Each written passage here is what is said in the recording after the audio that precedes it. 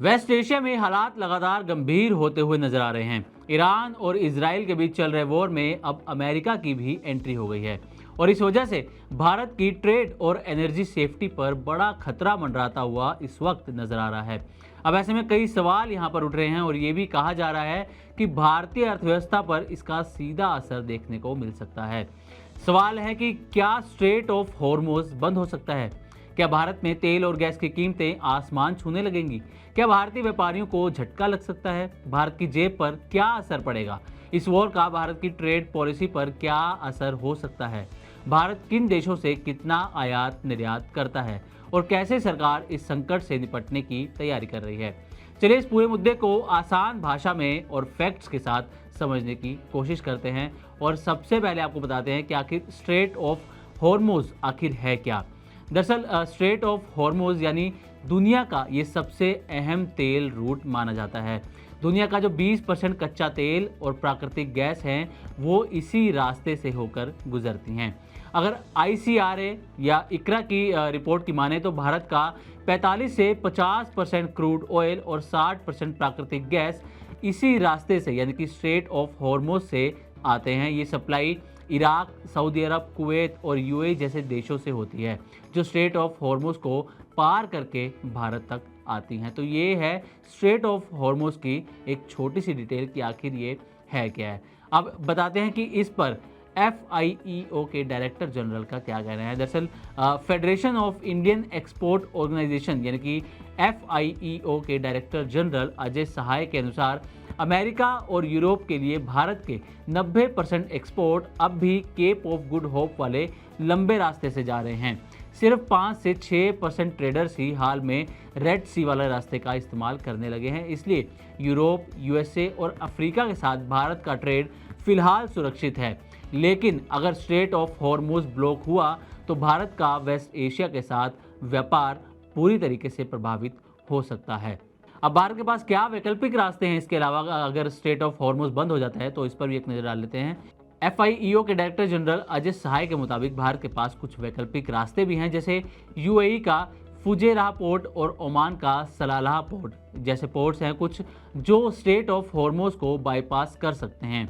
इन दोनों रास्तों के जरिए भारत कई पश्चिम एशियाई देशों तक एक्सपोर्ट जारी रख सकता है। लेकिन एक समस्या है और वो ये कि इन पोर्ट्स की जो कैपेसिटी है वो लिमिटेड है और अगर ज़रूरत से ज़्यादा ट्रैफिक हुआ तो सप्लाई चेन में देरी भी हो सकती है। खासकर इराक के लिए एक्सपोर्ट करना यहाँ पर मुश्किल हो जाएगा अगर स्ट्रेट ऑफ हॉर्मोज बंद होता है तो।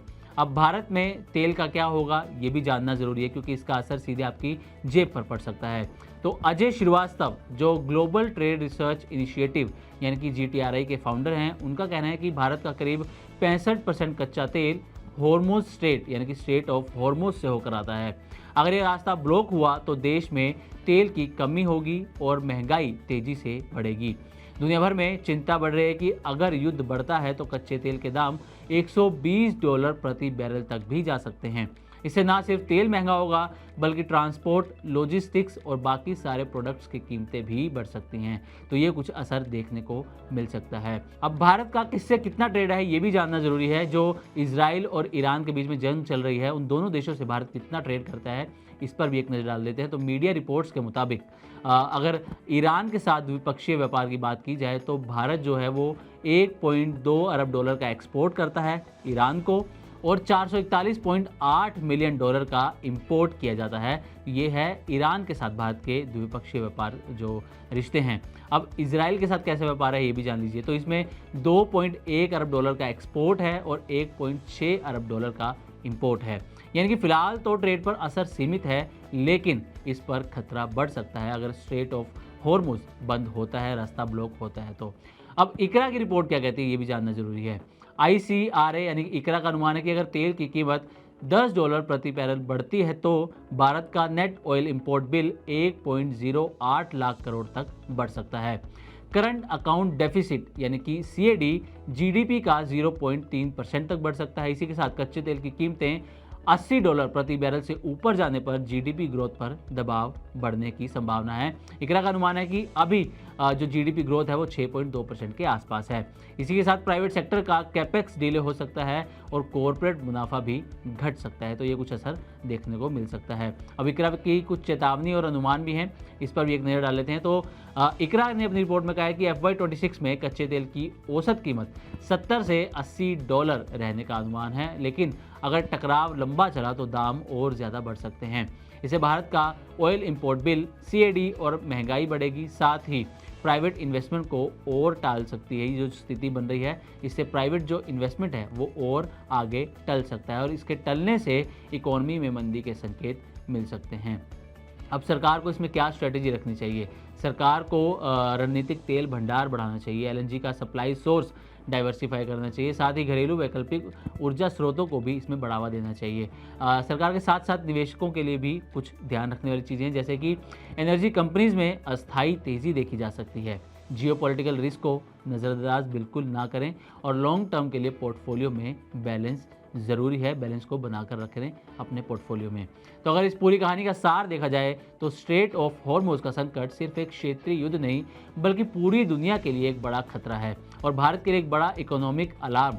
अगर तेल महंगा हुआ तो महंगाई बढ़ेगी, डॉलर मजबूत होगा और आपकी जेब पर सीधा असर देखने को मिलेगा। अब देखना ये होगा कि कैसे और कब तक ये असर देखने को मिलता है। तो उम्मीद करते हैं कि हमारी तरफ से दी गई जानकारी आपको अच्छी लगी होगी। इसी तरह की और भी वीडियोस के लिए देखते रहें मनी 9 और सब्सक्राइब करें हमारा चैनल। साथ ही बिजनेस और पर्सनल फाइनेंस से जुड़ी तमाम खबरों को आप हमारी वेबसाइट money9live.com पर भी पढ़ सकते हैं।